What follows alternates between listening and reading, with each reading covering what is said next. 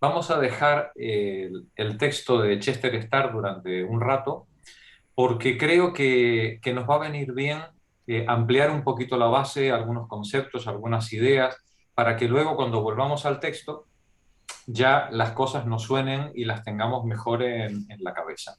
Yo os he preparado una selección de textos muy sencillos que estuve cribando de Internet sobre en qué consiste el concepto de castas, cómo se origina el hinduismo, cuáles son las distintas vertientes que tiene el hinduismo y luego os he seguido preparando algunos otros textos que todavía no tenéis, pero que ya cuando lleguemos os los pongo, con respecto a las dos corrientes principales del pensamiento hindú, que son el jainismo y el budismo. ¿Por qué? Eh, Porque mirad, estudiando esto para poder compartirlo con vosotras, me he dado cuenta que no tenía ni idea. Sí, estas cosas, ¿no? Que descubres, de pronto dices, madre mía, todo lo que me había perdido. Y me di cuenta de lo tremendamente lejano que es a nuestro pensamiento, a nuestra cultura, todo este asunto.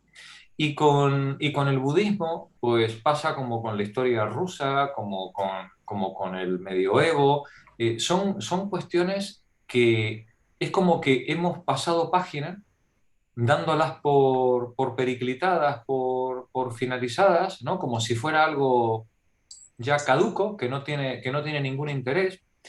Y cuando vuelves a echar la mirada sobre estas cosas, eh, a mí personalmente me dejó impactado, me dejó completamente sobrecogido.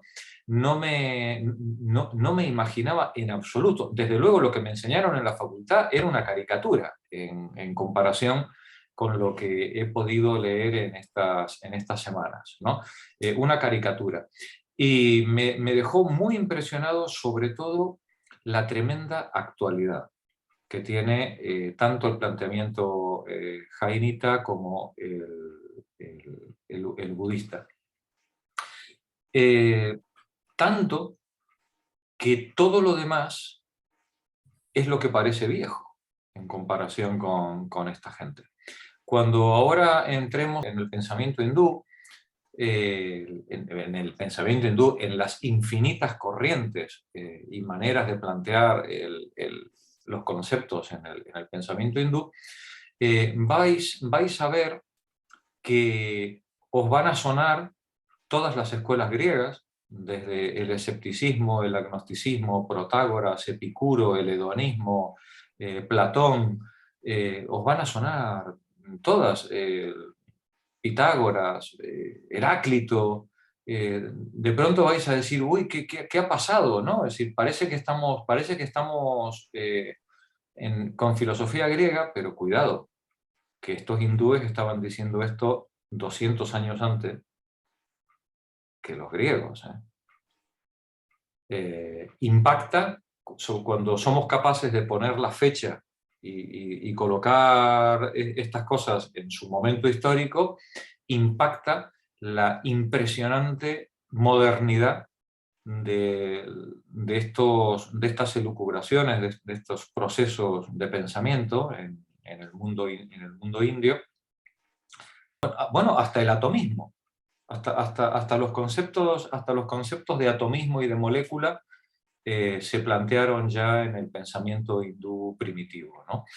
Es algo verdaderamente asombroso y sobre todo es asombroso sus concepciones éticas y políticas. Luego lo veremos.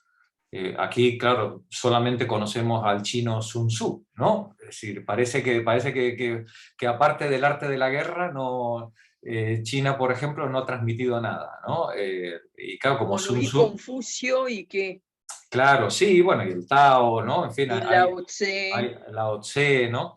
Pero sobre todo con Sun Tzu, como resulta que lo estudian en la Academia Militar, ¿no? Pues entonces es Vale, el... pero todos no hacemos la academia militar, ¿eh? Claro, todos nacemos en la Academia Militar, ¿no? Pero efectivamente, cuando luego vayamos a China, pues bueno, vamos a ver la tremenda potencia de la filosofía. no sé si es correcto decirle filosofía, pero bueno, del pensamiento, ¿no? De la manera de enfocar los problemas tanto de los hindúes como luego de los chinos.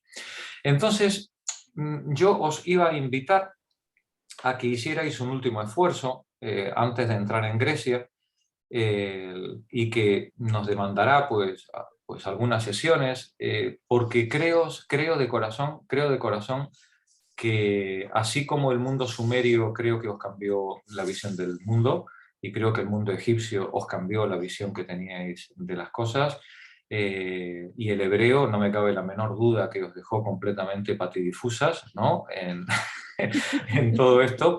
Estoy absolutamente convencido de que lo que la India y la China tienen todavía que contarnos, la India y la China de esa época, estamos hablando del -500 al -1000, ¿vale? A principios, a principios del primer milenio antes de nuestra era, ¿vale? La China y la India de esa época tienen tanto para decirnos que me da la impresión de que cuando entremos en Grecia vais a sentir que estáis entrando en una aldea, ¿no? Después de todo lo que habéis aprendido de la Mesopotamia, de los egipcios, y ahora lo que vamos a ver de India y China, vais a tener la sensación, cuando volvamos a Grecia en la misma época, ¿no?, de que de pronto estamos ante una aldea, no sé, la aldea de los galos de Asterix y Obelix, ¿no? Es decir, ahí en los confines del imperio, que están como ya una vez dije yo de forma metafórica, que Juanra se reía, pues estaban recién bajándose de los árboles, ¿no? Los griegos, ¿no? Cuando todo el resto del mundo había desarrollado unos niveles culturales, científicos y filosóficos absolutamente asombrosos, ¿no? Así que bueno, yo a riesgo de que alguna de vosotras se enfade o se aburra, os invito a hacer el último esfuerzo con India y China, para terminar de tener el mapa general del mundo, en el momento en el que la gran filosofía griega va a iniciar su camino. ¿Vale? ¿Os parece bien el plan? ¿Sí? Bien. Muy bien. Pues voy a compartir pantalla, porque los textos son textos de internet, que son los que os pasé antes por el WhatsApp o por Telegram. Pero bueno, comparto pantalla y así vamos leyendo directamente de la pantalla los textos que vamos Yo a... lo he imprimido.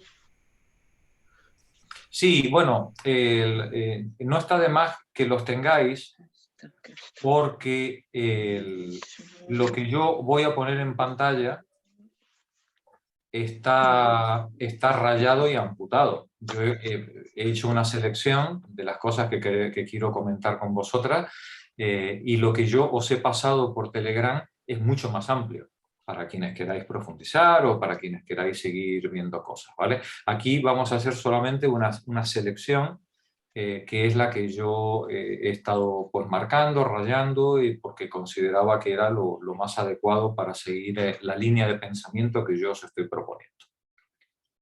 La semana pasada, cuando vimos el desembarco de los indoarios en la cuenca del Indo, y recordáis cómo estas tribus indoarias fueron entrando en oleadas migratorias sobre las grandes civilizaciones del Indo, las que son más significativas, Mohenjo-Daro, Harappa.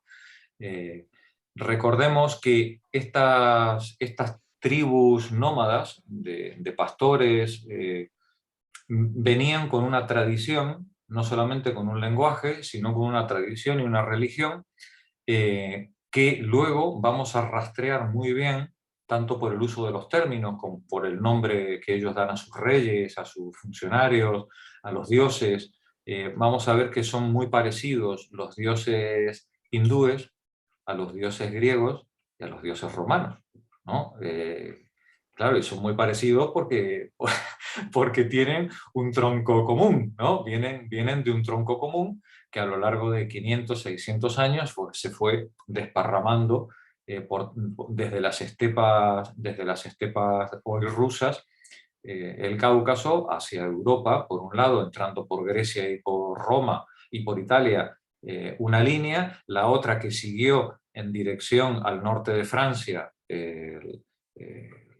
y hasta las Islas Británicas, y la otra gran línea que se dividió al norte de Irán, y una entró en Irán, dando origen a los iranios, que luego serán los medos y los persas, ¿vale? Las tribus medas y las tribus persas serán esos iranios históricos, y el otro gran brazo fue el que se mete en la India. No tenemos conocimiento hasta ahora, parece ser, de que estos indoarios hayan entrado, más que de forma ocasional, en la zona china. Pareciera que las cuencas del Yangtze o del Amarillo tuvieron un desarrollo neolítico autóctono que no se vería contaminado por estas oleadas migratorias, pero sí contaminado por el comercio, ¿vale? De hecho, es muy probable que la literatura, la grafía, la manera de escribir de los chinos esté relacionado con las maneras de escribir del Indo previas que había en la zona. Lo que pasa es que luego veremos los condicionantes geográficos de la zona, porque es que el Himalaya grande. Es una muralla, es decir, es una muralla infranqueable hasta hace pocos años, ¿no? Es absolutamente infranqueable, ¿no? Entonces, cuando un chino quería comerciar con la India, claro, tenía que dar toda la vuelta por Pakistán, dar toda la vuelta por Afganistán, Pakistán, ¿no? O si no, tenía que dar la vuelta por el sudeste, por Sumatra, ¿no? Dar la vuelta por el sudeste asiático. Eran viajes imposibles, ¿no? En esa época, con las técnicas, las tecnologías y los conocimientos de la época. Para un chino era más fácil comerciar con Mesopotamia, atentos, a través de las estepas del norte, ¿no? Que comerciar con la India, ¿no? Entonces, bueno, vamos a ver que la China tuvo el mundo chino neolítico tuvo un desarrollo pues, bastante autónomo con respecto al resto del mundo, aunque la gente, quienes yo he leído, pues nos dicen que seguramente cuestiones como el alfabeto, el sistema de escritura ideográfico lo cogieron probablemente o de Mesopotamia o de Irán, y que otras técnicas que aparecen abruptamente en China, como es por ejemplo la fundición del bronce, pues también parece que son técnicas importadas, sobre todo por lo abrupto, ¿no? Porque es que no hay nada, por ejemplo, no hay fundición de cobre, no hay calcolítico, y sin embargo aparece el bronce abruptamente, ¿no? en China. Entonces, bueno, pues probablemente estamos ante importaciones de otras técnicas o de otros elementos de las culturas que hay cerca, ¿no? de China, pero que no son invasores, como es el caso de los indoarios. Bien, el texto que os he compartido, ahora para empezar, recordemos que los indoarios, cuando entran en el Valle del Indo, no solamente conquistan las regiones ocupadas por la civilización del Indo previa, sino que las sojuzgan. La conquistan y la sojuzgan. Y se instalan sobre los pueblos vencidos en un sistema de castas, en el cual pues, los invasores representan las castas dominantes y los vencidos quedan reducidos a la casta servil, esclava o como fuera. Este concepto de castas y esta estructura política se irá extendiendo a lo largo de los siguientes 500, 600, 700 años a medida que los pueblos indoarios vayan penetrando en el subcontinente indio.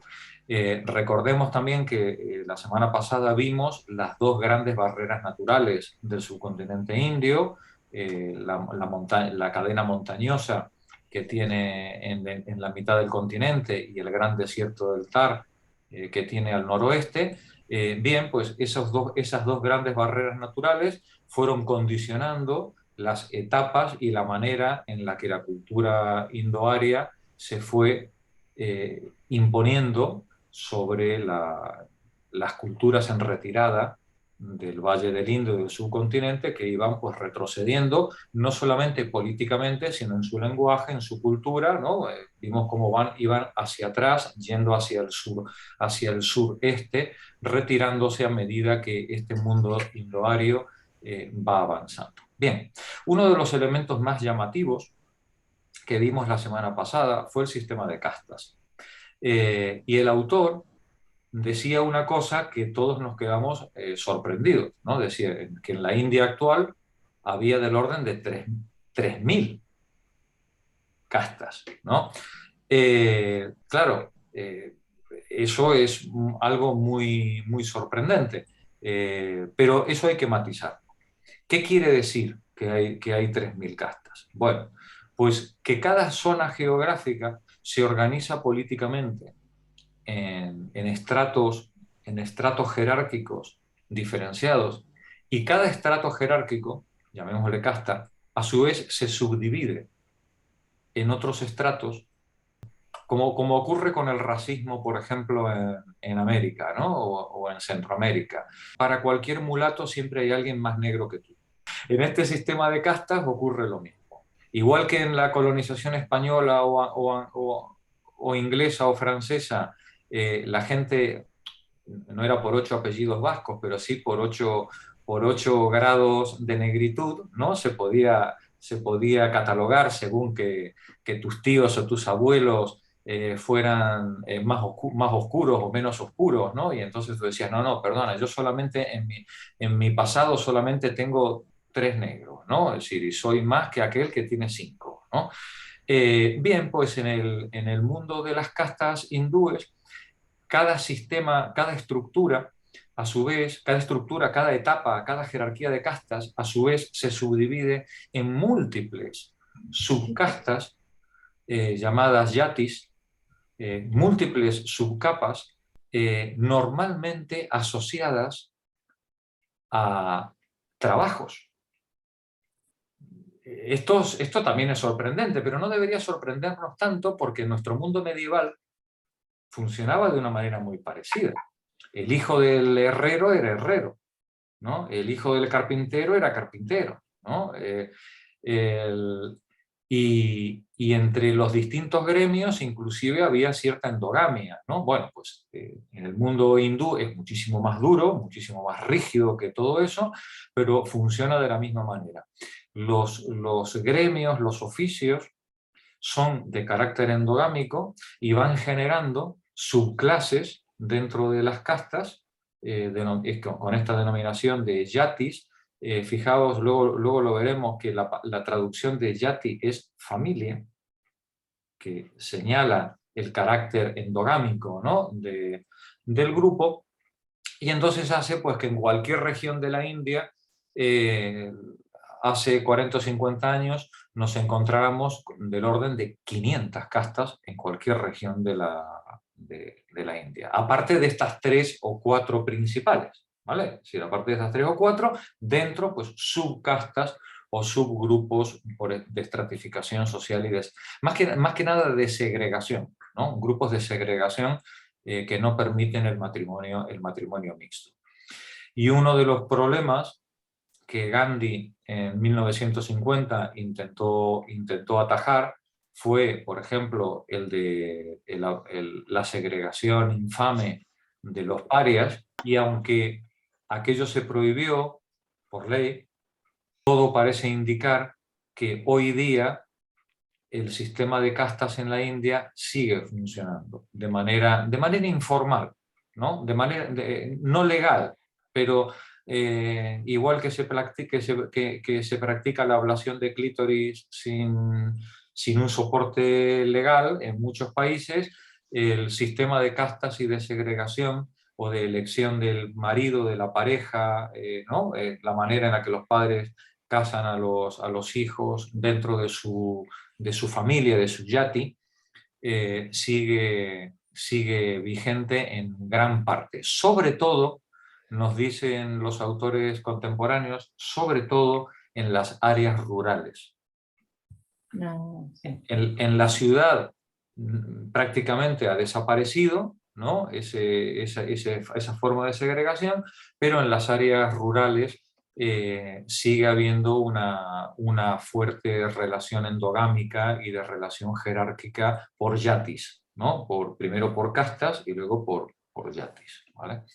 Bueno, pues vamos a leer este artículo. Marta, por favor. Casta es la denominación historiográfica de la forma de estratificación social establecida en forma tradicional y prescriptiva por el hinduismo en la India, el cual clasifica a las personas dentro de la sociedad en 5 grandes grupos sociales. Vale, y recordemos, Marta, que los de arriba, los brahmanes, eran los que según el Purusa, ¿os acordáis el mito del Purusa? Eran los que se dedicaban al sacerdocio, ¿no? Pues a las relaciones con Dios. Luego estaban los kshatriya, que eran los que se ocupaban del ejercicio de las armas, la violencia legítima, diríamos hoy.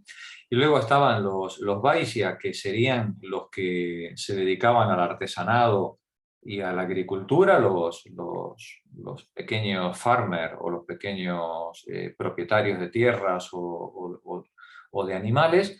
Y finalmente estaban los sudra, que eran la clase servil oprimida, distinguida además por el color de su piel. ¿Vale? Los sudras eran los de piel más morena de la población indígena original, mientras que las otras 3 clases, las otras 3 castas, eran de piel más blanca, la propia de los arios del Cáucaso, ¿no? Continúa, Marta. El sistema de la India, en sánscrito, varna, literalmente color, visto como una cualidad, es un sistema hereditario de estratificación social que ha existido en el subcontinente desde hace más de 2500 años. En él, los grupos sociales se definen por un número de grupos endógamos conocidos como yatis, familias. El sistema de castas está profundamente ligado al hinduismo, una de las 3 religiones principales de la India. Las castas se multiplicaron de acuerdo con los cambios introducidos en la ley brahmánica y por diversidades regionales que establecen subdivisiones de hecho. Estas subdivisiones sociales se denominan yati.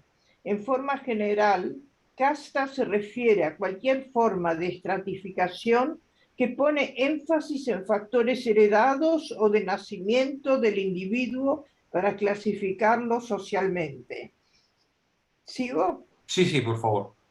El asunto racial en India es en gran medida social, como herencia de la invasión indoaria, en la que los invasores autodenominados Arya impusieron una segregación racial mediante rígidas leyes religiosas para evitar el mestizaje con la población aborigen, que los superaba en número, cosas que lograron en gran medida durante 900 años, que es el tiempo que duró la civilización védica. Así las castas bajas tienden a ser de un tono vastamente oscuro, mientras que las castas altas con más ascendencia indoaria son de piel más clara. Gracias, Marta. Espérate, una pregunta. Dice que había 3 religiones. Las hay hoy, las hay, sí. Sí. ¿Los otros tienen castas o no tienen castas las otras religiones? No, pero no se juntan con los otros. Las otras son los musulmanes y los cristianos. Ah, yo pensé que Confucio, qué sé yo. No. El hinduismo es la religión mayoritaria en la India, pero Luego está la religión musulmana, que es enorme, ¿no? Y también hay una enorme parte de población cristiana. Y luego están, pues, muy pequeñas. Por ejemplo, el budismo. Budismo, sí. No, bueno, sí, pero el budismo entra podría entrar dentro del hinduismo, ¿vale? Es una de las vertientes del... El hinduismo, lo veremos luego, tiene dos grandes ramas, las ortodoxas y las heterodoxas. Las ortodoxas son las que siguen los ritos del Veda, ¿no? Y las heterodoxas son las que se salen de los ritos del Veda. Las heterodoxas no respetan a los brahmanes. Y de hecho, en las heterodoxas, como el budismo o como el jainismo, puede inclusive no haber Dios. Ulala.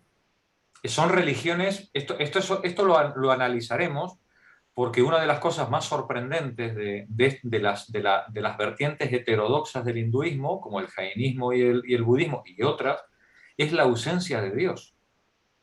Son más bien filosóficas esotéricas, ¿no? Esotéricas, místicas, inclusive puede ser panteísta, pero panteísta en un estilo muy parecido al que en Europa nos hizo Spinoza, por ejemplo, ¿no? Es decir, un todo divino del que somos parte, ¿no? Pero no hay ningún Dios al que rezarle, vamos a ver. No hay ningún santo al que ir ¿cómo se dice? A sobornarle con plegarias. Sí. para conseguir tu destino, ¿no? Pero entonces, ¿cuál es el papel de Buda? Es un maestro. Ah, vale.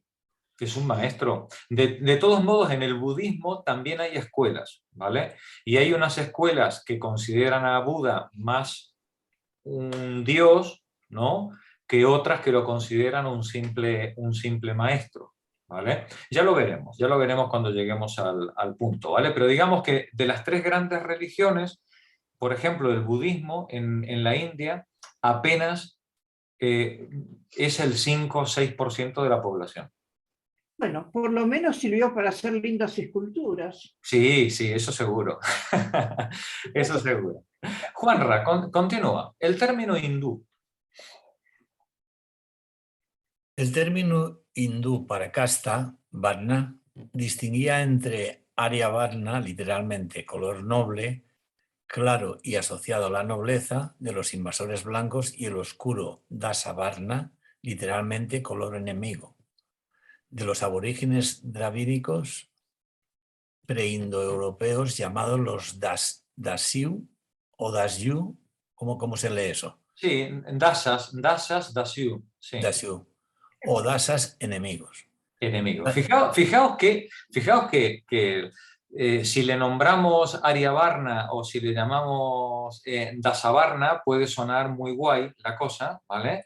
Pero es que Aryavarna es el color noble, ¿vale? Y el otro es el de los enemigos, ¿vale? Si esto no es, aquí no hay buen rollismo de ningún tipo, ¿vale? Es decir, es una religión que distingue entre los nuestros y los enemigos, ¿vale? Continúa, Juanra. Las castas eran totalmente impermeables y solo procreaban entre ellas. Las familias más nobles constituían las castas altas, mientras que las familias plebeyas y los descendientes de los indígenas sometidos constituían las castas bajas. Estos aborígenes eran pueblos de lengua drábicas y de otros grupos y se hallaban sobre todo en las selvas del sur de la India. Los drávidas eran considerados por los arios como subhumanos, espiritualmente impuros y animalizados. ¿Os suena? ¿No? Sí. Es decir, claro, es que luego se iban los Beatles, se iba el John Lennon con la Yoko Ono allí a hacer meditación, ¿no? Y parecía que aquello era la mar del progresismo, ¿no? Sí, pero fijaos la manera en la que la religión védica trataba a la zona oprimida, ¿no? Es decir, a la zona ocupada. Los drávidas no solamente eran los enemigos, eran subhumanos, como los ingleses o los franceses trataban a los indios americanos o a los negros en África, o como los españoles podían tratar A los indios no, porque el Papa había decidido que eran menores de edad, pero sí a los negros, ¿no? Sí, No, pero los indios también, ¿sí? sí, lo que pasa, pero solo mientras no lo viera mientras no lo viera el Papa. El Papa. ¿Vale? ¿Sabés por qué el Papa dijo que eran seres humanos? Porque se reían. Ah, sí, qué cabrón. Dijo, si se ríen son seres humanos. De verdad, es que, en fin, pero bueno, ya veis que el Papa tampoco inventó lo del racismo, ¿no? Es decir, los arios consideraban a los drávidas seres subhumanos, ¿no? Termina, por favor, el párrafo. El sistema de castas fue desafiado por el budismo, la principal disidencia del hinduismo, y flexibilizado recientemente en el siglo XX por los movimientos de derechos sociales. La prédica de Mahatma Gandhi contribuyó a una sociedad independiente de los preceptos religiosos. Gracias, Juanra. Elvi, vamos al siguiente texto. El origen mítico de las castas. El hinduismo enseña que los seres humanos fueron creados de las diferentes partes del cuerpo de un dios llamado Brahma. Dependiendo de la parte del cuerpo de Brahma de donde los humanos fueron creados, estos se clasifican en 4 castas básicas, las cuales definen su estatus social, con quién se pueden casar y el tipo de trabajo que pueden realizar. ¿Vale? Es una división, no es religiosa, es económica. ¿Vale? Adelante, Elvi. Las leyes de Manu dictaminan que este orden es sagrado y que nadie puede aspirar a pasar a otra casta en el transcurso de su vida. Es decir, que debe tener el oficio de su padre y casarse con alguien de su casta. La reencarnación no es casual. Claro, tú te reencarnas en lo que te ha tocado, ¿no? Adelante, Elvi. Historia de las castas. El primer texto hinduista en hacer referencia a los varnas como las 4 grandes clases es el himno Purusha Sukta del Rig Veda, el texto más antiguo de la India de mediados del 2º milenio antes de nuestra era. Allí se dice que Purusha, varón, es el ser supremo y el primer ser, y que mediante su primigenia inmolación se crearon todos los seres y cosas que existen. Y de él salieron las 4 grandes castas. Los brahmanes, sacerdotes y maestros, son la casta más alta, que, según ellos, salieron de la boca de Brahma. Los kshatriyas, políticos y soldados, que salieron de los hombros de Brahma. Los vaishyas, comerciantes y artesanos, que provienen de las caderas de Brahma. Los sudras, esclavos, siervos, obreros y campesinos, que se formaron de los pies de Brahma. Hay algo que yo estuve en la India y hay algo de esto que comentaban, el tema de que salieron de los hombros representa la fuerza. Claro. Y por eso salen de los hombros, porque son los fuertes, la casta guerrera. Y la casta de los campesinos es la que los pies tocan el barro, por eso los consideran sucios y no nobles, porque los pies están en contacto con la tierra y con la suciedad. Muy bien, muy bien, muy bien. Muchas gracias, Elvi. Bueno, de nada. Los no tocables o intocables. 2 dalits, parias, milechas, son los intocables. Una clase tan baja que se considera fuera de los varnas. Los hinduistas consideran que los dalits son tan bajos como perros y para sobrevivir suelen trabajar en los espacios laborales permitidos por el sistema de castas, como el recoger excrementos humanos con las manos.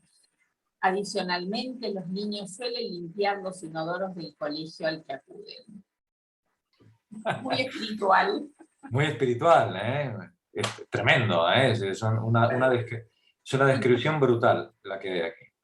La subdivisión de castas. La subdivisión de castas. Los yaquis son las subdivisiones dentro de una misma casta. Son unidades endógamas y en la práctica se cuentan por millares repartidas por toda India. La reencarnación en las castas. Al morir el cuerpo, el alma afronta su destino, karma, transmigrando a un cuerpo inferior o superior. Los hinduistas creen que quienes siguen fielmente la senda del deber, dharma, en la próxima reencarnación renacerán en la siguiente casta superior. Es decir, la única posibilidad que tienes de salir de tu casta es obedecer y comportarte como te toca en la casta en la que estás. Hay que reconocer que el chiringuito está bien montado, ¿eh? Y que la otra vida vas a estar mejor. ¿Vas a estar mejor? Ahora bancate esta. Condición vas a estar bien. Eso es. Como se te ocurra protestar en esta, acabarás como un perro, acabas como un perro en la otra, ¿no? Es que está muy bien montado el chiringuito, ¿eh? Es realmente inteligente el asunto, ¿eh?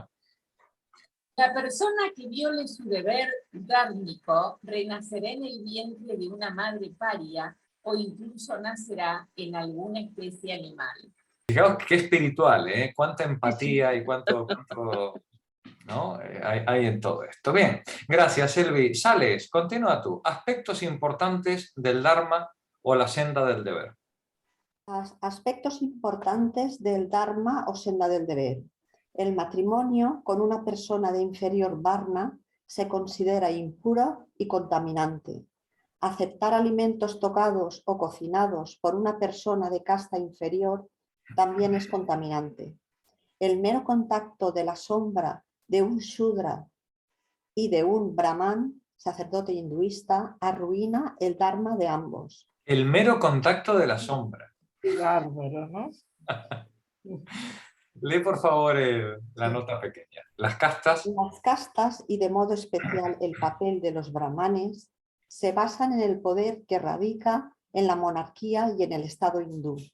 Con el debilitamiento progresivo del Estado hindú, las castas llegaron a separarse de la monarquía y terminaron sobreviviendo a la institución monárquica, un proceso que condujo en general el encubramiento de los brahmanes. Por el contrario, en el pequeño estado de Pudukkottai, en el centro de Tamil Nadu, donde hasta unos años se mantenía la monarquía, los brahmanes realizaban los rituales por encargo del rey y se convirtieron en emblema de la soberanía del rey. En contrapartida, el rey daba tierras a los brahmanes.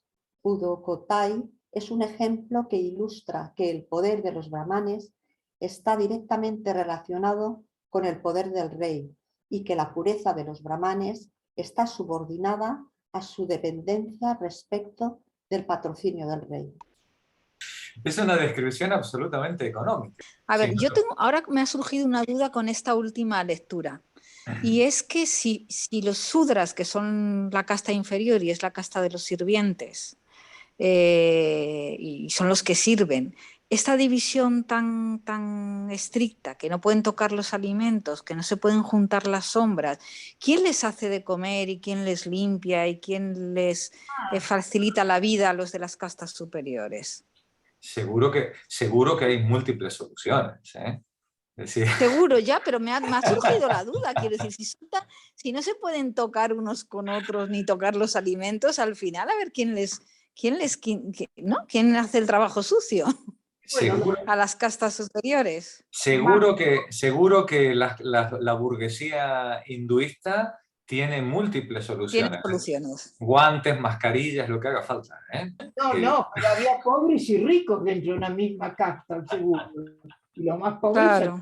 Claro. De todos modos... Y los que cocinaban serían los inferiores de la misma casta superior. Claro. De todos modos, efectivamente, dentro de cada casta hay clases sociales, ¿no? Efectivamente, claro. ¿no? Dentro de cada casta. Y como siempre, aquí. Sí, como aquí, claro. Y en toda familia, recordemos que siempre son modelos patriarcales en los Están cuales... las mujeres, están, sí. Las mujeres, el primo tonto, el sobrino arrimao, el que adoptaron porque pobrecito no lo vas a dejar que se muera de hambre, pero ya de paso que limpie, que, ¿no? que se sienta útil, no que limpie, que se sienta útil, ¿vale? Sí, ¿no? Entonces, bueno, pues hay muchas maneras de explotar incluso a tu propia familia. Che, ¿te das cuenta lo valiente que fue Gandhi, que él limpiaba la caca de los demás, ¿no? Sí. En Y, esa época, ¿no? le costó la vida, ¿eh? Y lógico, como a todos esta Claro. clase. Claro. Y que conste que Gandhi no era ningún revolucionario, bueno, quiero decir, ningún revolucionario en el sentido nuestro, ¿no? Del término, es decir, era un hombre muy conservador. Pero Sí. este tema de las castas Sí, no la soportaba. Sí. era una cuestión que ofendía a la inteligencia, ¿no? Y el intento de acabar con ellas no solamente quiso hacer eso, sino expandir el sentimiento de tolerancia entre las distintas religiones para que musulmanes, cristianos e hinduistas pudieran convivir, y quien le mató Un hinduista. fue un hinduista, ¿eh? ¿Vale? Un integrista hinduista que fue a por él, porque eso de la tolerancia y de la... puede ser. En cierto modo fracasó. Sí. Sí, sí. En fin. Pero bueno, quiero decir que este hombre no se planteó en ningún momento una revolución bolchevique, ¿vale? Es decir, que era algo muy, Al contrario. muy limitadito, ¿no? Es decir, eran temas muy básicos, ¿no? Y eso te pone sobre la pista del tremendo conservadurismo, ¿no? de la sociedad de su época, ¿no? Sales, por favor, lee el texto en amarillo. Sí. Sí. Los miembros de las clases altas consideran a los miembros de las clases bajas como impuros. Los matrimonios entre castas, aunque no son ilegales, no son reconocidos. El sistema de intocabilidad fue oficialmente abolido por la Ley Constitucional India de 1950. Sin embargo, en la práctica no ha sido eliminado debido a la lealtad de clases. Esto es cierto en todas las comunidades hinduistas, pero especialmente en las zonas rurales. En las zonas rurales, ¿vale? El mundo rural en todos lados es el más conservador y el que más mantiene esas tradiciones. Léenos, Sales, por favor, la subdivisión de castas, yati o jati, a ver en qué consiste. Sí, espera que lo voy a hacer. Un momentito. ¿Dónde está eso? ¿Dónde está? ¿Es el sistema de Es castas el- en la diáspora? No. Es Pero el me había siguiente, quedado- no. es el siguiente documento con el número 9. Ah, espérate. Un momentito. Sí. En el 9, vale. Lo tengo. Yati se llama, ¿no? Sí. Sí. Se denomina Yati en Devanjari, Sí. Benjali, etc. Literalmente nacimiento. Sí. A un grupo de clases, tribus, comunidades y subcomunidades y religiones en la India. Por lo general, cada yati se encuentra asociado con una labor tradicional o tribu. Fijaos qué interesante, ¿no? Es decir, la organización familiar está relacionada con una especialidad laboral, ¿vale? El gremio de los panaderos, los herreros, ¿vale? Adelante, Sales. El 9. Me había quedado tribus, comunidades y subcomunidades y religiones en la India. Por lo general, cada yati se encuentra asociado con una labor tradicional o tribu. Las creencias religiosas o agrupaciones lingüísticas pueden definir algunos yatis. Ahí tienes otro ejemplo, Sales, de lo que preguntaba antes Marta, ¿no? Es decir, ¿por qué hay tantas lenguas? Es que los yatis son endogámicos, ¿no? Entonces generan su dialecto que van reproduciendo de generación en generación, ¿no? Perfecto. Adelante, Sales. Sí, entre los musulmanes la categoría equivalente en com o biradri. El apellido de una persona por lo general indica su asociación con una determinada comunidad, yati, una familia. Por ejemplo, Gandhi, vendedor de perfumes. Dobi, por ejemplo. Dobi, lavador. Sí. Shivastava, escribiente militar, etc. En la India es posible que en una misma zona coexistan 500 yatis o más, si bien de composición exacta será diferente en cada distrito. Es decir, cada región tiene, con la misma estructura de castas, puede tener jatis muy diferentes. ¿Vale? Continúa, Sales. Significado. Producto de investigaciones en la zona rural de Maharashtra, el profesor Madalya ha descrito a los jatis como comunidades cerradas. Aún hoy la sociedad india es una aglomeración de numerosas castas, tribus y comunidades religiosas. Los grupos tribales y de castas son poblaciones reproductivamente endógamas y aisladas, tradicionalmente distribuidas sobre un sector geográfico limitado. En cambio, las diferentes poblaciones de castas, a diferencia de las tribus, poseen una distribución geográfica extensa y miembros de diversas castas, por lo general, conforman la compleja sociedad de las villas. Fíjate qué interesante, Sale. Un miembro de los Kshatriya seguramente se reconoce como igual de castas con otro miembro de Kshatriya de otra región de la India, ¿no? Pero los de los jatis están situados localmente, ¿no? Vemos como, digamos, hay un sistema de castas que es de orden geográfico nacional, ¿no? En el que todos se reconocen en esas 4 o 5 castas principales, ¿vale? Pero luego los jatis no. Los jatis son absolutamente locales y por tanto endogámicos en lo local también, ¿vale? Podríamos decir, es como la burguesía, ¿no? Es decir, la burguesía, cualquier burgués parisino se reconoce en un burgués de Frankfurt o en un burgués de Buenos Aires, ¿vale? ¿Sabes? Pero los miembros de las clases subalternas no, son locales, ¿no? Uno de Triana, del barrio de Triana de Sevilla, pues no se reconoce en uno del barrio de Palermo o del barrio de La Matanza de Buenos Aires, ¿no? Son conceptos diferentes. Pero el de la clase alta sí, ese sí se identifica. Adelante. Sí. En esta sociedad de las villas, cada casta tradicionalmente autorregida por un consejo de la casta solía tener una existencia relativamente autónoma. Cada casta solía practicar un oficio o labor pasada de padres a hijos. Esto era especialmente el caso de las castas de artesanos y servicios y de las castas de pastores y nómades. Las diversas castas se encontraban interrelacionadas a través de los diversos servicios y productos que brindaban. Estos grupos de castas han mantenido su identidad aún luego de convertirse al Islam y al cristianismo. Cada uno de estos grupos de castas fue, por lo tanto, la unidad dentro de la cual se desarrolló la cultura y hasta es posible su sello genético. Cuidado, fíjate, cuidado, Sale, atención a lo que estáis leyendo. Sí, fijaos qué tremendo que inclusive con el cambio de religión, el sistema de castas continúa.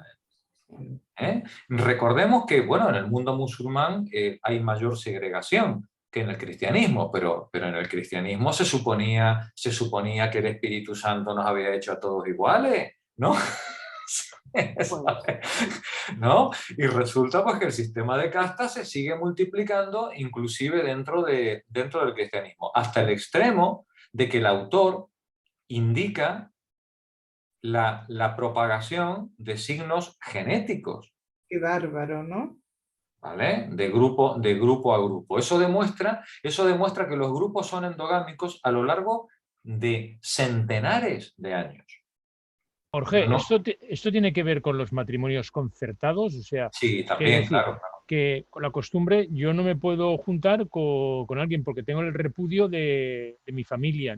Claro, así es. Entonces, claro, a mí me casan con quien han concertado mis padres o... Así es. Y hoy sigue funcionando eso, ¿eh? Hoy sigue siendo así, ¿vale? Es decir, los matrimonios concertados dentro del mismo grupo siguen hoy funcionando, pese a que la ley los prohíbe, pero es la costumbre. Y tú dirás, pero entonces si la ley lo prohíbe, la niña o el niño pueden elegir pareja fuera de la casta, sí, pero el precio social que tienen que pagar Es fuerte. puede ser tan alto que ni se lo planteen, ¿eh? ¿Vale? Hay consecuencias a violar la tradición, ¿no? ¿Vale? Continúa, Sales. A ver, me había quedado a ver. Cada uno de estos grupos de castas fue, por lo tanto, la unidad dentro de la cual se desarrolló la cultura y hasta es posible su sello genético, por lo menos durante los últimos 1500 años, cuando el sistema se cristalizó y hasta es probable que por un tiempo aún más prolongado. Durante este periodo, las diversas castas desarrollaron diferencias notables en sus características culturales, tales como sus habilidades, hábitos alimenticios, vestimenta, idioma, aspectos religiosos y ciertas características genéticas. En el sistema Jati, una persona que nace en un determinado Jati encuentra determinado su rol en la sociedad y se encuentra sujeta a la endogamia, o sea, únicamente podrá contraer matrimonio con otra persona de su mismo Jati. El Jati provee identidad, seguridad y estatus. Ahí está, ya está. El Jati provee, esto es lo importante del asunto, ¿vale? Es decir, uno dice, ¿y por qué no se va? ¿Por qué no se va? Porque el Jati te da la identidad, la seguridad y el estatus. Cuando tú te sales del Jati, no te sales para ir a mejor. O te vas de la comunidad y te quedas En otro lado. sí, totalmente expuesto a lo que te vayas a encontrar, no vas a tener ningún apoyo o vas a caer a lo más bajo, ¿eh? Entonces, claro, la mayoría de la gente se lo piensa mucho, ¿no? A cómo va a ser esto. ¿Quién se lo podrá permitir? Pues seguramente los de las clases más altas. Los de las clases más altas, pues, bueno, pues les importa 3 pitos y un tambor y ya está. Pero los de las clases más bajas no se pueden permitir romper esa tradición, ¿vale? Bueno, vamos a ver los orígenes de esta manera de funcionar del hinduismo. El hinduismo ha tenido 3 grandes, o digamos, las religiones en la India han tenido 3 grandes etapas. Una primera etapa que es la religión védica, o la etapa védica, que se puede determinar entre el menos 1500 y el menos 600 o menos 700. Luego hay una etapa en la que se hunden las monarquías antiguas y aparece una etapa breve de unos 200 años que se llaman la religión brahmánica, en la que los sacerdotes se suben un poco a la chepa de la comunidad, y cuando esta religión brahmánica colapsa precisamente a través de las interpretaciones heterodoxas, como el budismo, como el jainismo y otras muchas, en la misma medida se produce el colapso en la que aparece una burguesía ascendente y una urbanización. Cuando a partir del 600 las comunidades agrícolas, aldeanas, comienzan a transformarse en ciudades, el hierro, la utilización del hierro se ha expandido por toda la comunidad en forma de herramientas. Ya no solamente el hierro es un arma de combate que en manos de la aristocracia, ¿no? Sino que es para hacer cuchillos, para hacer arados, ¿no? Aparece una clase burguesa, una clase comerciante, que es la que va dando forma a las nuevas conglomeraciones urbanas que se van dando sobre todo en el Valle del Ganges. En el Valle del Ganges, enfrente de los brahmanes, aparecen representantes de esta nueva burguesía creciente, de esta nueva burguesía en desarrollo, que le van a plantar cara a la ortodoxia religiosa. Estos son lo que hemos conocido como los ascetas, la gente que practica una manera de vivir que creen que es más digna, más pura y alejada de los rituales vacíos de los brahmanes y de los Vedas, ¿no? Y que creen que es el fundamento ético sobre el que tiene que apoyarse no solamente la conducta individual, sino la conducta pública y colectiva. Jorge, una pregunta. Sí. ¿El estatus social de un sacerdote y un asceta es el mismo? O... No. Los sacerdotes pertenecían a los brahmanes, a la casta de los brahmanes. Y la mayoría de los ascetas pertenecían a los catrillas. ¿Qué es eso? A la clase militar, funcionarial o comerciante. Bien, interesante. ¿Vale? Sí. Es como que hay una especie de revuelta burguesa, Interesante. ¿no? Contra la aristocracia en declive y esa representación brahman o sacerdotal. ¿Vale? Es como que hay una revuelta en la que la nueva burguesía intenta pues, hacer valer su poder económico como poder político, ¿no? Antes mandaban los reyes y mandaban los sacerdotes, ¿no? Y ahora la nueva burguesía comerciante dice, oye, que yo también quiero participar de esto. Este fenómeno lo habéis vivido en Egipto y lo habéis vivido en Mesopotamia y lo vamos a ver en Grecia también. Sí, a medida que se desarrolla el comercio y se produce la primera urbanización y los primeros entornos urbanos y las pequeñas ciudades, ¿no? Aparece una clase social venida a más, ¿no? De comerciantes, de manufactureros, ¿no? Que reclama un poder político similar al poder económico que están empezando a tener, ¿no? Y se enfrentan a esa aristocracia sacerdotal previa, ¿no? Es el mismo fenómeno que vamos a ver En Europa lo mismo también. igual, en Europa exactamente igual. La caída del antiguo feudalismo es exactamente el mismo fenómeno, ¿no? Dime una pregunta, ¿qué hicieron los ingleses cuando llegaron, creo que en 1700, con todo esto? ¿Se mezclaron? ¿Cómo reaccionaron? Sí, no, O divide y reinarás, ¿cómo era la los ingleses, las dos cosas. Los ingleses se colocaron sobre la población hindú como una potencia ocupante, igual que hicieron los arios, ¿no? Y luego además los ingleses siguieron la política del divide y vencerás para tener enfrentados por religiones y por regiones a todos los hindúes a fin de tenerlos dominados. Claro. La historia es... Sí, ya llegaremos, ya hablaremos también de la ocupación británica. Sobre todo hablaremos el jueves en el Capital. Ahí le dedicaremos un buen trecho, ¿no? Muy bien. Estaba leyendo, Sales, Consuelo, por favor, el vedismo. El vedismo es la religión del periodo védico, históricamente anterior al hinduismo. La religión védica era básicamente ritualista y sus ritos estaban minuciosamente fijados y administrados por un numeroso clero.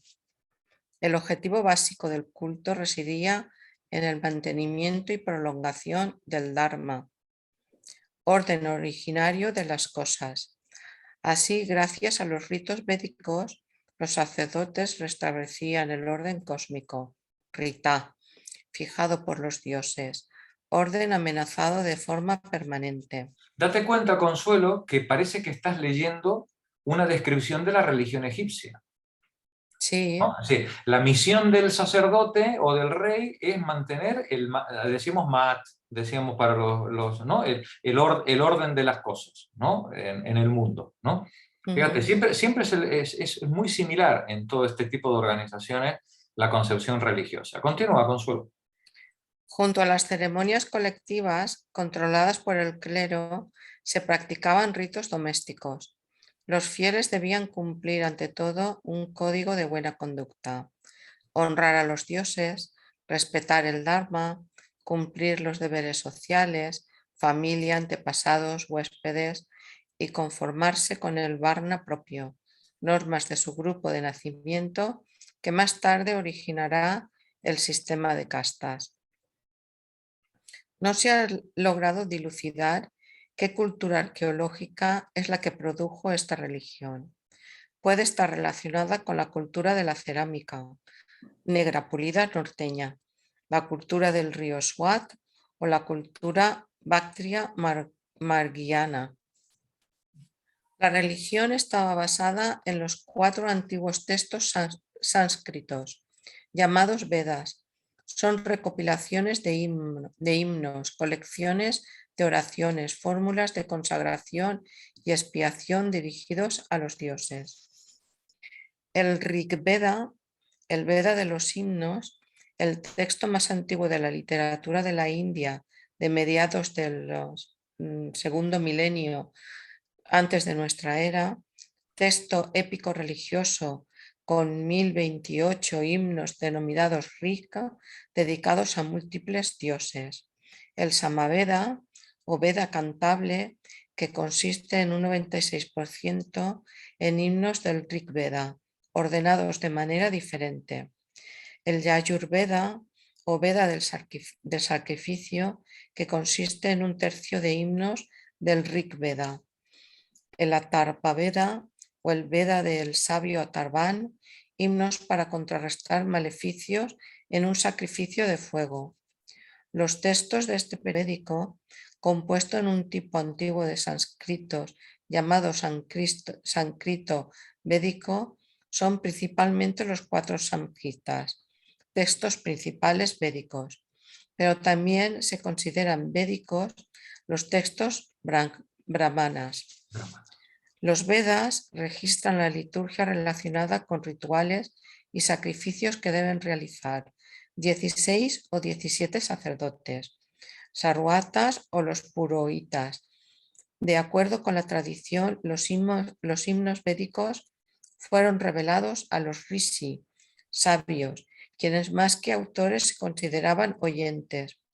Justamente, Shruti significa, se lee así. Sí, Shruti.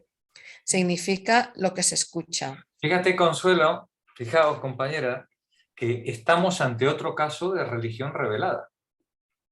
Sí. Aquí no hay, aquí para darle autoridad al texto, no dice el sabio que ha escrito el texto, dice que el texto lo oyó, ¿vale? Lo oyó, fue la palabra divina, como Moisés, las tablas de la ley, ¿no? Es decir, es la palabra revelada, ¿no? La que tenemos delante, es lo que le da autoridad. Y entonces los sacerdotes, ellos son solo los transmisores de la palabra de Dios, ¿no? Y Shruti significa lo que se escucha. Continúa la lectura, Rosario. Adoración y rituales. Su liturgia está explicada en la sección mantra de cada uno de los 4 Vedas que están escritos en idioma sánscrito. Se adoraba a una trinidad de dioses, la trinidad védica, Agni, Indra y Surya, que en el siglo III antes de nuestra era empezó a ser reemplazada por la trinidad uránica de Brahma, Vishnu y Shiva. Fijaos qué curioso, ¿no? Todavía en la trinidad védica, Agni, Indra y Surya, todavía podemos encontrar los mismos nombres que en los dioses persas, griegos o romanos, ¿no? Sin embargo, tras la asimilación o digamos, tras la finalización de ese dominio monárquico sacerdotal y la aparición de la nueva clase burguesa que genera el hinduismo, cuando llega el siglo II, el siglo III, los nuevos dioses, el nuevo hinduismo va a ser ya una mixtura de la tradición védica con las tradiciones antiguas drávicas que habían quedado oprimidas, pero que seguían reproduciéndose en el sistema de casta. Y ahora los nuevos dioses, con los mismos dioses, pero con otro nombre, ¿no? Van a pasar a ser Brahma, Vishnu y Shiva. Adelante, Rosario. Esta forma de adoración ha cambiado un poco en el hinduismo actual y solo una pequeña fracción de conservadores sarautas continúan la tradición de la recitación oral de mantras aprendidos únicamente mediante la tradición oral. Se adoraba a elementos y fuerzas naturales como el fuego y los ríos, a dioses heroicos como Indra, una idea bastante similar a la religión griega. Dioses ordinarios y genios, se cantaban mantras y se realizaban sacrificios. Los sacerdotes brahmanes realizaban rituales muy solemnes para los guerreros kshatriya y los ricos vaisya, comerciantes y dueños de tierras, que tenían lugar en recintos sacrificiales muy costosos financiados por reyes y nobles. La historia de siempre, ¿eh? Es la historia de la iglesia, ¿no? La gente oraba por abundancia de hijos, lluvia, ganado, riqueza, una vida larga y una vida eterna en el mundo celestial de los ancestros. Este tipo de adoración ha sido preservado incluso hasta hoy por el hinduismo, en donde el purohita, sacerdote, recita textos del Rig Veda para la prosperidad, la riqueza y el bienestar general. Sin embargo, los dioses védicos fueron reemplazados por los dioses de la literatura puránica. Algunos elementos de la primigenia religión védica se pueden rastrear hasta tiempos de protoindoirianos. Los protoiranios. Al final lo que hay es se termina generando una mixtura, ¿no?, de los nombres de los dioses antiguos con las tradiciones, el sistema de casta, ¿no?, que es lo que hoy vamos a conocer, lo que hoy se conoce como el hinduismo, ¿no? El hinduismo es una gigantesca amalgama de todas esas tradiciones. Termina el texto, Rosario, por favor. Transmisión oral. Según la tradición hindú, las enseñanzas védicas se transmitían oralmente. Hacia el siglo III antes de nuestra era apareció la escritura en la India.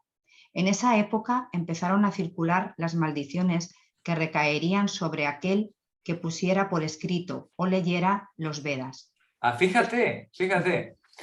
Cuando la escritura se populariza, ¿no?, entonces se lanza una maldición sobre el que se atreva a poner por escrito los Vedas. Esto hay que explicarlo, ¿vale?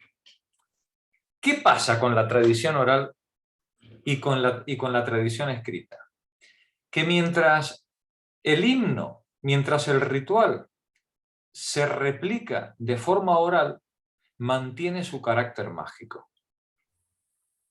En el momento en el que tú el himno lo pones por escrito, queda mundanizado, ¿no? Es decir, de pronto dices, hombre, es que esto es infumable. Es decir, esto no hay manera de leerlo.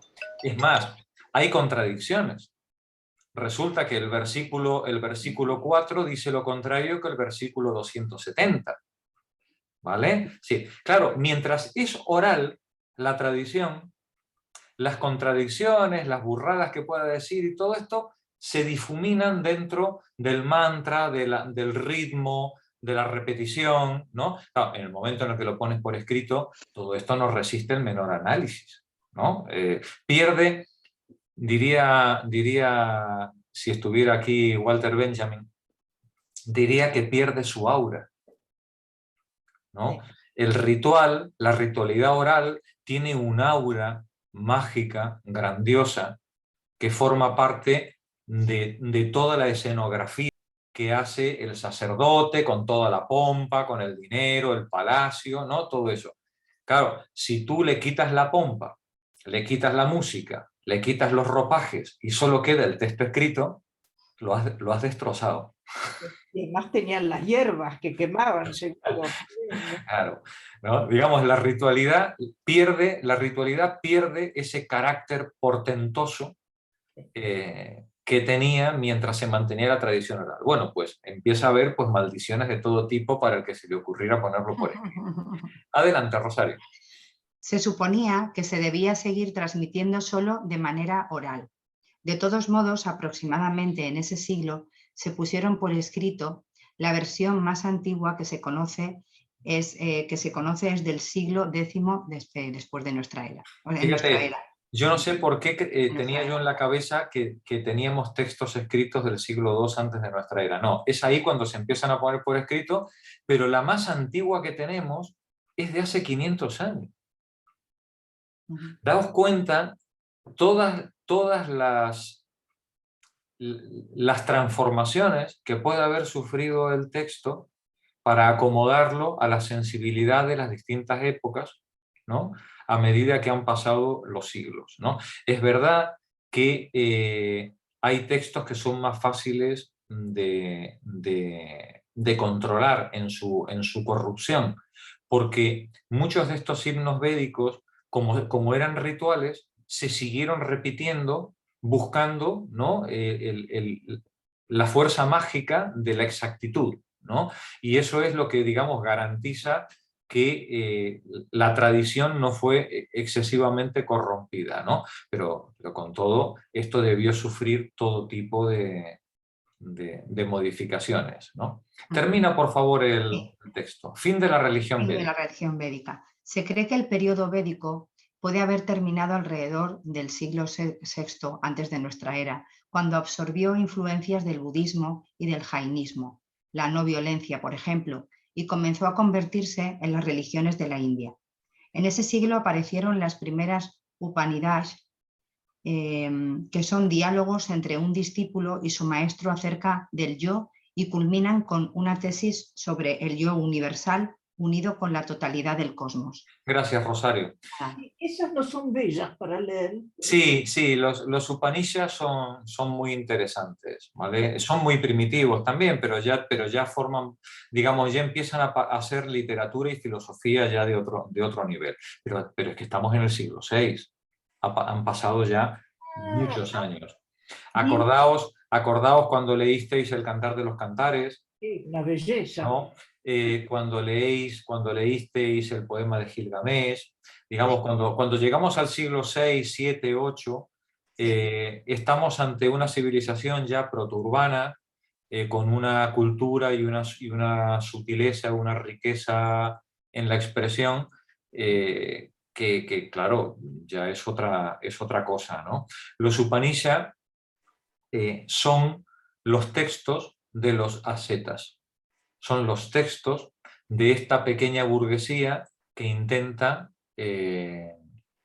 separarse de los rituales vacíos, caducos, de las clases superiores aristocráticas o brahmánicas, ¿no? Yo creo Y ahí, que leía mucho eso. sí, sí. Creo. Es lo que, yo creo que es lo que hoy más No se lee. se lee, porque los Vedas, los textos védicos, han quedado reducidos a la práctica de las pequeñas comunidades ortodoxas que siguen pues, en el cumplimiento rígido de los cánones religiosos antiguos. La mayor parte del hinduismo responde a criterios heterodoxos, como los jainitas o los budistas, ¿no? Sí. Vale, el hinduismo. Hemos visto el final del vedismo y nos puso el autor ante el origen de los Upanishads y este cambio de mundo que se da alrededor del siglo VI. Continúa la lectura, Luisa, por favor. El hinduismo es una religión dharma ampliamente practicada en el sur de Asia, la cual se caracteriza por estar conformada por diferentes denominaciones religiosas hindúes. Los creyentes hinduistas creen que la suya es la religión más antigua del mundo. Como todas las religiones, ¿eh? Todas reclaman que son palabra revelada de Dios, ¿no? Y además que es lo más antiguo del mundo, ¿vale? Eso es. Y se refieren a ella como Sanatana Dharma, religión eterna. Los eruditos consideran al hinduismo como una fusión o síntesis de varias culturas y tradiciones indias, con diversas raíces sin ningún fundador. El hinduismo temprano tiene sus orígenes en la civilización del Valle del Indo, que existió alrededor de 4.500 a 5.000 antes de nuestra era a 1.800 antes de nuestra era. Vale. Se cree que la línea hinduista es lo que los drávidas habían ido manteniendo pese a la imposición aria, ¿no? durante los años de la ocupación, y que probablemente estaría relacionada con los rituales y las creencias religiosas que hubiera en el Valle del Indo antes de la llegada de los arios, ¿vale? Pero se cree, son hipótesis muy cogidas por los Vedas, ¿vale? Continúa.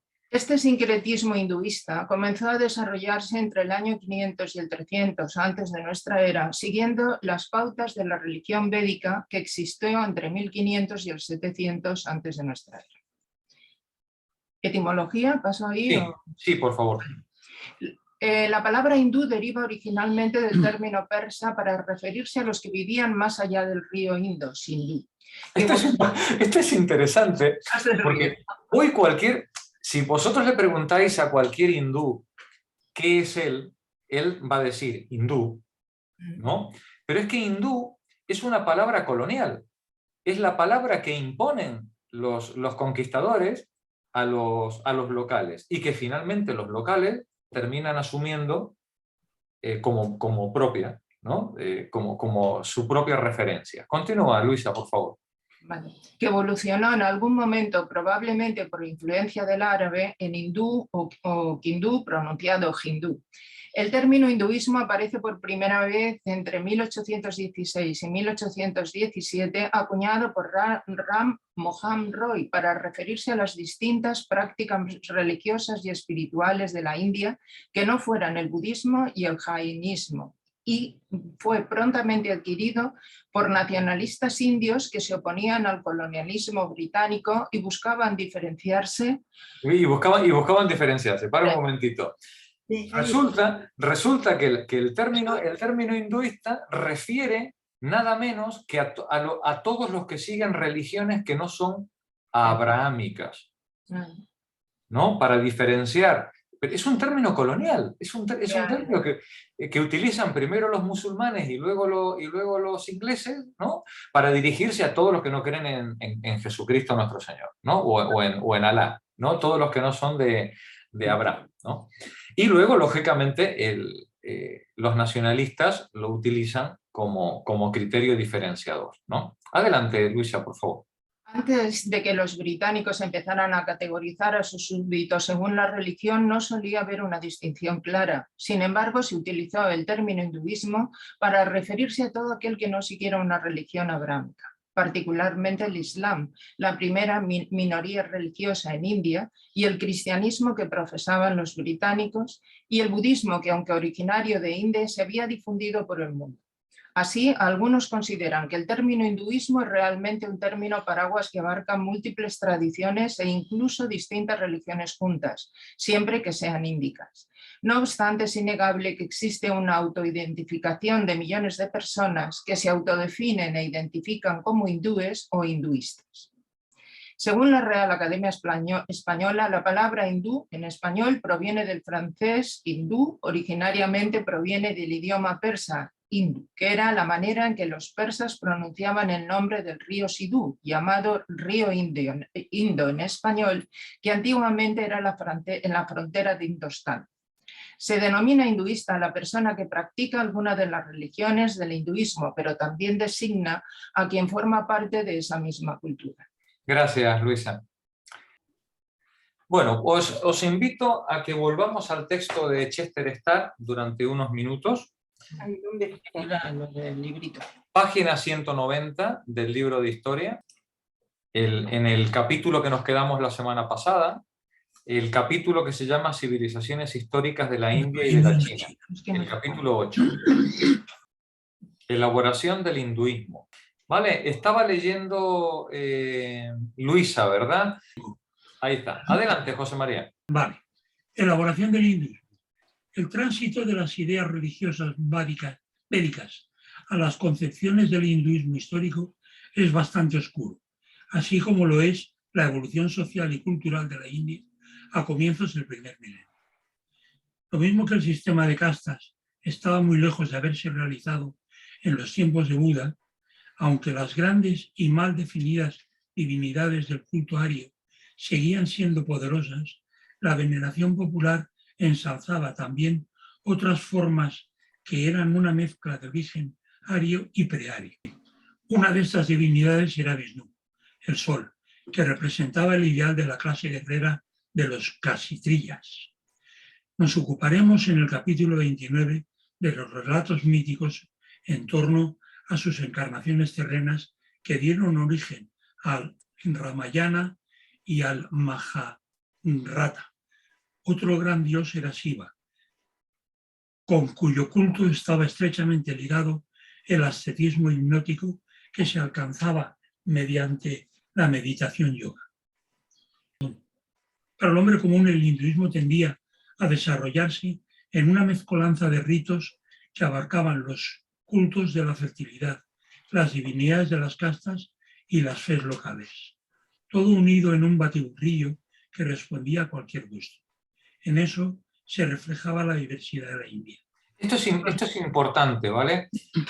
No existe en el hinduismo una autoridad central, un papado, alguien que decida pues, cuál es la fe, la forma o el rito, ¿no? Pues al final, en cada región, en cada pequeña monarquía, la interpretación y el seguimiento de los rituales y de la fe, pues seguía todo un batiburrillo en el cual, pues, según la casta a la que pertenecieras, el jati al que pertenecieras, el grupo social o la monarquía en la que estuvieras, las cosas se hacían de una o de otra manera, ¿vale? Dentro de una enorme diversidad, todo el mogollón que podríamos definir como hinduismo, pero que era enormemente diverso en su interior. Adelante, José María. Sí, no obstante, las ideas que a este nivel se mantenían en una forma muy sencilla eran también objeto de estudio por parte de los más profundos pensadores, que se encontraban entre los sacerdotes, los brahmanes y entre los numerosos ascetas. Cuando estos empezaron a especular sobre el significado de la vida y la esencia del mundo, su enseñanza se refinó y adquirió un carácter cada vez más místico. De ello resultó una de las más abstractas formas de pensamiento religioso que nunca existieron.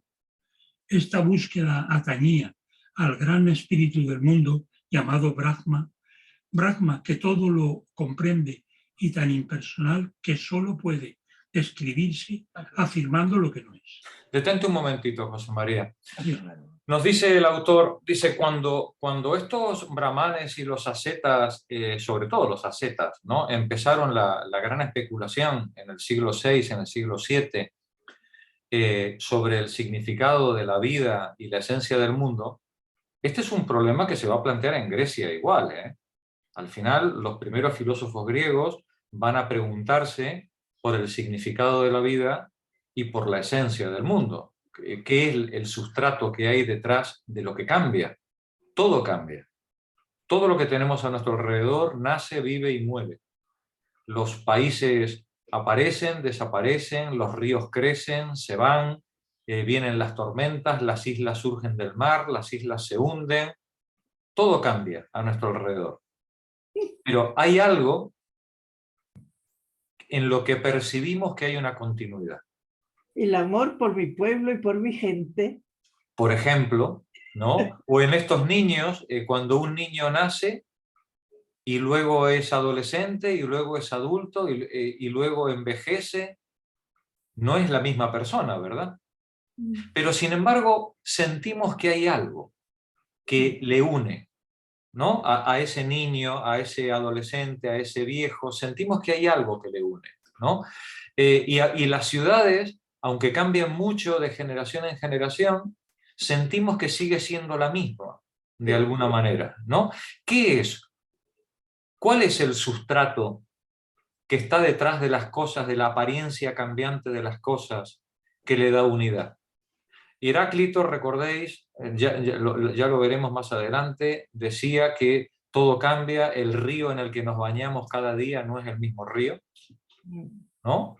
Ese río no es el mismo, las aguas no son las mismas, ¿vale? ¿Qué es lo que hay detrás del río o debajo del río que hace que digamos que sigue siendo lo mismo?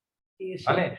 Bien, Heráclito dirá que es el fuego, el logos. Hay una racionalidad última que está detrás de las cosas y es lo que le da unidad. Los hindúes decían que lo que estaba detrás era Brahma, ¿vale? Lo que hay detrás de este mundo cambiante y que es realmente todo lo que existe, es Brahma. Y es tan grande y es tan impersonal que solamente puede afirmarse como lo que no es. ¿Vale? Brahma es este árbol, no. ¿Es este perro? No. ¿Es esa estrella, ese sol? No, no. Brahma no está ahí. ¿Vale? Sí, Brahma lo es todo. ¿Vale? Es todo, no es eso. O eso, en todo caso, es una pequeña manifestación insignificante de esa totalidad. Ya lo veremos con más detalle cuando entremos en la filosofía hindú propiamente dicha. Continúa la lectura, Llorens. Carlos, por favor. La literatura producida por esta búsqueda acabó formando dos importantes colecciones. Por un lado estaban los brahmanas, que eran comentarios en prosa sobre ritos ligados con los Vedas y eran obra de los sacerdotes. Por otro lado, se creó una amplia colección de Upanishadas, palabras que significa reuniones de buscadores de la sabiduría. Los Upanishadas, que incluyen fórmulas, aforismos y tratados filosóficos, fueron en gran parte obra de ascetas. Los más importantes ensayos de este grupo se fechan desde el siglo VIII al VII a.C. Cuando el pensamiento hindú se desarrolló y fue cristalizándose en su literatura, se creía que el hombre poseía un espíritu, Atman, que era idéntico al gran espíritu del mundo, Brahma. Detente un momentito. Aquí tenemos otros dos conceptos importantes. Dice, cuando el pensamiento hindú se fue desarrollando, se creía que el hombre poseía un Atman. Una de las grandes diferencias o de los motivos de disputa entre las distintas escuelas religiosas y filosóficas hindúes va a ser el dualismo o el monismo. Es decir, si el espíritu que da la vida, cuando hablamos de espíritu, es que el problema además que como nuestra mente está tan contaminada de cristianismo, ¿no? es difícil liberarnos de todos nuestros prejuicios, ¿no?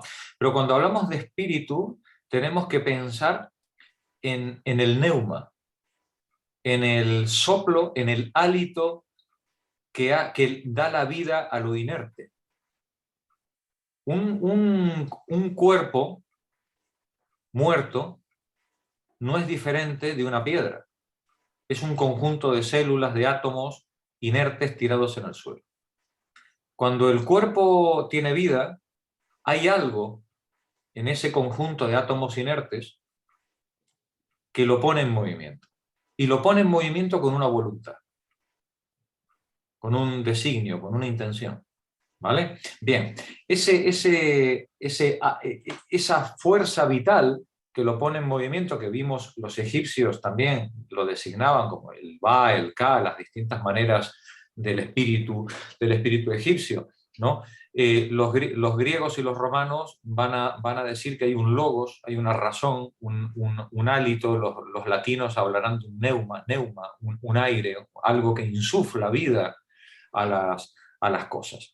Pues bien, que ese hálito, que ese espíritu sea diferente del espíritu del mundo, o sea una parte, una expresión del espíritu del mundo, dividirá a las concepciones monistas de las dualistas con respecto a esta interpretación del ser, de las cosas, ¿no? Del mundo.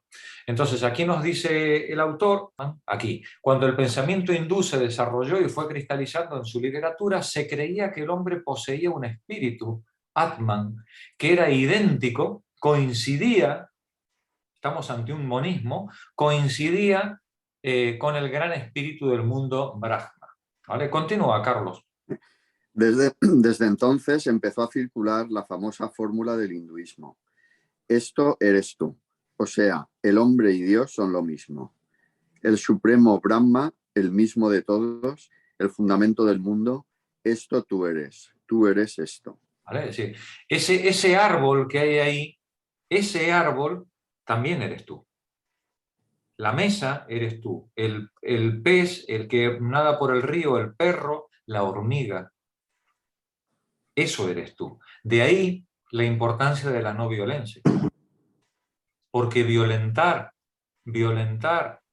al otro, aunque el otro no seas tú, estás violentándote a ti mismo en la medida en que eso también eres tú. Ya veis que el concepto de la no violencia no es una cuestión, no es una cuestión solo ética, sino que es una cuestión de dimensiones ontológicas. Es decir, el ser humano se identifica con lo otro a través del Atman, que es lo mismo que el Brahma, que está en el sustrato de todo lo que existe. ¿Vale? Continúa, Carlos. Llegar a esta realización era el deber del hombre, y el mejor método para conseguirlo era la meditación. Detente un momentito, Carlos. ¿Decías algo, Elvi? Sí, te iba a decir, eso eres tú, es lo que hablábamos recién. ¿Es igual para los seres animados que los inanimados? Porque Dependiendo. vos tocaste también una mesa, una piedra. Si en principio es para los animados, que son los que tienen el Atman, ¿no? Lo que ocurre es que en el hinduismo hay concepciones panteístas en las que todo lo que existe es Brahma. Todo lo que existe.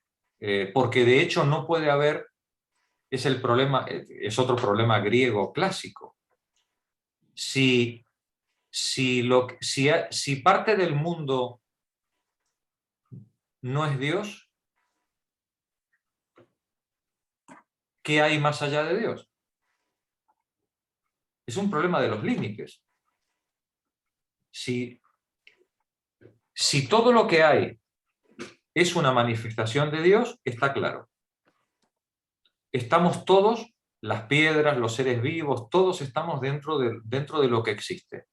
Pero si tú me introduces un elemento dual, la pregunta entonces es, ¿y eso que no es Dios? ¿Dónde estaba antes? ¿Qué lugar ocupaba? Es mucho más sencillo explicar el mundo desde el monismo que desde el dualismo. Y es mucho más sencillo explicarlo desde el panteísmo, desde que todo lo que existe es el mundo y yo formo parte de ese mundo, la piedra, el árbol, la hormiga, ¿no? Que desde una distinción. Porque el gran problema del dualismo es cómo actúa lo espiritual sobre lo material. ¿Cómo puede lo heterogéneo afectar a lo heterogéneo? ¿Cómo puede lo diferente tener relación? Este es un problema clásico de la filosofía, ¿no? Y en el que nuestros filósofos, hasta Leibniz y tal, estuvieron patinando y embarrados sin poder resolverlo, ¿no? Hasta el extremo de decir que Dios garantizaba el funcionamiento sincrónico del alma con el cuerpo, ¿no? Nos podemos inventar las películas que queramos, ¿vale? Pero es muy complicado intentar explicar un alma diferente a la materia. Es mucho más sencillo resolverlo desde el punto de vista monista, diciendo que todo lo que existe es una manifestación del espíritu universal, de ese Brahma. ¿Vale? Carlos, continúa. Si no se conseguía llegar a la meta, se renacía con otra forma en la vida siguiente. La transmigración, conocida ya en los Vedas, se transformó en un principio cardinal de la existencia, y los resultados de las propias acciones en todas las vidas precedentes, karma, determinaban si un individuo tenía que reencarnarse como miembro de una casta más alta o más baja, o bien en forma de animal, de planta o de otra cosa. En el pensamiento de los Upanishad, el mundo se convirtió en maya, o sea, pura ilusión, un juego fútil sin finalidad. Pero no todas las creencias hindúes llevaban a este nihilismo sobre la naturaleza del mundo, en el cual, a fin de cuentas, se nace y se renace. Detente un momentillo. Nos dice el autor, dice, el Supremo, empezaba el párrafo anterior, dice, el Supremo Brahma, el mismo de todos, el fundamento del mundo, esto eres tú eres esto, ¿no? Pero llegar a esa concepción exige un cumplimiento, un camino, un deber. Dice, y el método para conseguirlo es la meditación, que ya lo veremos en la siguiente sesión con todo detalle. Al final, para llegar a esa meta, yo tengo que ir renaciendo y meditando y siendo consciente de mi lugar en el mundo. Porque hay una transmigración por la cual el espíritu va pasando de expresión de la materia en expresión de la materia. Esta transmigración del espíritu, cambiando de forma, de renacimiento, de vida en vida y de renacimiento en renacimiento, está condicionada por un karma. El karma es el resultado de mis acciones. El karma no es un destino. El karma es la consecuencia de mis acciones. Si yo pienso mal, obro mal, soy egoísta, mato la hormiga, quemo el árbol, mi karma se vuelve más oscuro. Y en la medida en la que se vuelve más oscuro, mi reencarnación en la siguiente vuelta de tuerca del mundo será en una posición inferior y más sufriente. Si soy más considerado, con que yo soy eso que tengo enfrente, entonces iré accediendo a una liberación progresiva con respecto a ese karma y a mi pertenencia al espíritu del mundo. En todo caso, nos dice, este es el criterio de castas, ¿no? De funcionamiento dentro de castas. Lo importante es que en este pensamiento de los Upanishadas, el mundo se convierte en un maya. Maya es un concepto central del hinduismo. El mundo, todo lo que nos rodea, es ilusión. No existe. Es ilusión. Es un ciclo sin fin de fantasía en el cual yo estoy encerrado mientras yo no sea capaz de superar ese karma. Y ese karma solo lo puedo superar mediante el entrenamiento, el conocimiento, el ascetismo, que me permite ir autocomprendiéndome y comprendiendo el Brahma, el gran espíritu universal, y uniéndome o integrándome con él de forma cada vez más general. Nos dice, y ya con esto lo vamos terminando,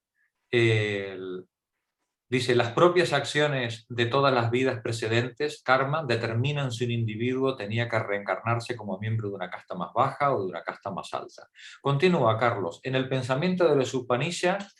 En el pensamiento de los Upanishadas, el mundo se convirtió en maya, o sea, pura ilusión, un juego fútil sin finalidad. Pero no todas las creencias hindúes llevaban a este nihilismo sobre la naturaleza del mundo, en el cual, a fin de cuentas, se nace y se renace. Sin embargo, el hecho de que el objetivo final fuera librarse del ciclo sin fin de los nacimientos puede ayudar a explicar algunas de las características fundamentales de la vida y el pensamiento hindúes. Si la India no consiguió construir perdurables estructuras políticas en gran escala, se debió probablemente a causas no solo geográficas. Las relaciones terrenas del hombre con los demás hombres eran en ciertos aspectos de escasa importancia y podían perfectamente ser dejadas en manos de los jefes de las castas y de la organización de la aldea. La vida política no tenía sentido. Si todo es maya, y la única posibilidad que hay es la meditación para poder superar la reencarnación, ¿para qué voy a hacer política? ¿No? Continúa, Carlos. Tanto desde el punto de vista social como del religioso, el hinduismo penetró cada vez más profundamente en todos los aspectos de la vida india.